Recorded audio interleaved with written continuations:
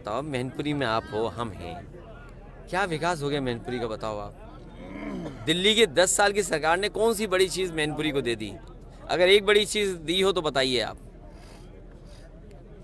अध्यक्ष जी, एटा का सबसे बड़ा कारखाना जो लग करके तैयार हो रहा है बिजली का, वो भी अभी शुरू नहीं कर पाए, अभी तो उसके तार नहीं बिछा पाए। अगर बिजली कल बनती है तो बिजली निकालोगे कैसे, पहुंचाओगे कैसे?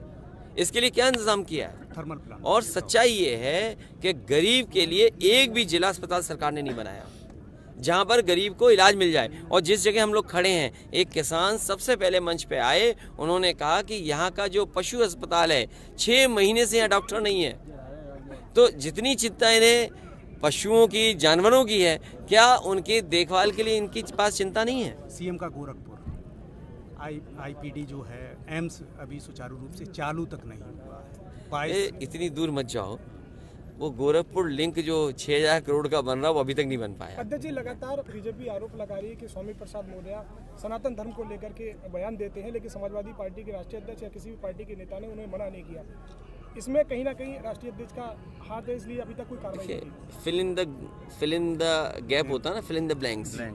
तो कई नेताओं को ये रखा जाता है, बीजेपी रखती है, पहले फिल इन द ब्लैंक करते रहो। तो ये सवाल कोई सवाल नहीं है, सवाल बेरोजगारी का है, महंगाई का है, विकास हो नहीं हो, आप लोग क्यों हाईलाइट करते हैं? अगर कोई बात ऐसी कही गई है तो जिम्मेदारी आपकी भी तो बनती है, आप भी तो सनातनी होंगे।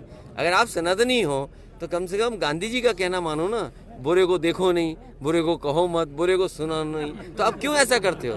लेकिन आप गांधी जी की बात नहीं मानते हो। अभी हाल ही में कैबिनेट मंत्री ने बयान दिया है, उन्होंने कहा है कि हमारे लिए राम मंदिर का एजेंडा हमेशा रहा है और आगे भी चुनाव में रहेगा। तो कोई ये नई बात नहीं है, पूरा देश जानता है ये बात। देखिए, ये जो सवाल उठाए जा रहे हैं सब जानते हैं, लेकिन उससे महत्वपूर्ण सवाल ये है कि अग्निवीर जैसी व्यवस्था आप टेम्परेरी कर रहे हो, आपका जवान शहीद हो रहा है, अधिकारी शहीद हो रहा है, क्या आप टेम्परेरी एक नौजवान से उम्मीद करते हो कि रक्षा वही कर पाएगा? और फिर एक टैंक चलाने में या और जो नए तरह के आर्म्स आ गए हैं, इक्विपमेंट्स हैं, या डिफेंस के जो चीज़ें हैं, चलाने में कितना समय लगता है, सीखने में समय लगता है। जब तक सीखोगे तब तक तुम्हें घर भेज देंगे। तो क्या फायदा हुआ आपका अग्निवीर का? टैंक चलाने में 10 साल लगते हैं टैंक चलाना, जब तक टैंक चलाना सीखोगे तब तक तुम अपनी बैलगाड़ी गांव में चला रहे होगे। जो शहीद हुए हैं और नीचे कर रहा प्रवीण भाई, जिस तरह से कश्मीर और सीमा पर समय समय पर ये सूचना मिलती है कि फौज के और हमारे सेंट्रल फोर्सेस के लोगों को शहीद होना पड़ रहा है, सीमाएं सुरक्षित हों और ऐसी घटनाएं न हों दोबारा। लेकिन अगर हम आंकड़े देखें तो जब से भारतीय जनता पार्टी की सरकार बनी है, पिछले 10 साल में शहीदों की संख्या बढ़ी है।